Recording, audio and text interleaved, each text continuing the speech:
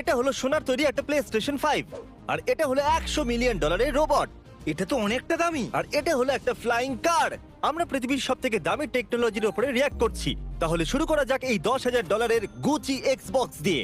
তার মানে এটা $10,000 আর এটা একদমই নর্মাল এক্সবক্সের মতো, তাই না? আমরা 9,500 ওই বক্সটার জন্য দিচ্ছি।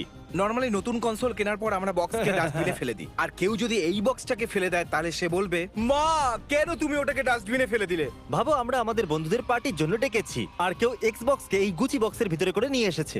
যদি আমাদের কাছে আরো $4,000 থাকে, তাহলে আমরা এই কাস্টম মেড আয়রন ম্যান স্যুটটাকে নিতে পারি। ওয়াও, একদম পুরো মুভির মতো দেখতে। সত্যি দামের দিক থেকে একদম ঠিক আছে। জানি এর দাম অনেক, তবুও কি দারুণ লাগছে দেখতে। আমার হিসাবে এর দাম $20,000 কাছাকাছি হওয়া উচিত। এত দামি? হ্যাঁ, শৌখিন লোকেদের জন্য ঠিক ও, আছে। তো তুমি কি বলছিলে? হ্যাঁ, কিন্তু উঠতে তো পারবে না, তাই না? উঠতে পারবে না তো কি? ওকে দেখো একবার। আমি 14,000 দিচ্ছি, আমি উঠতে চাই।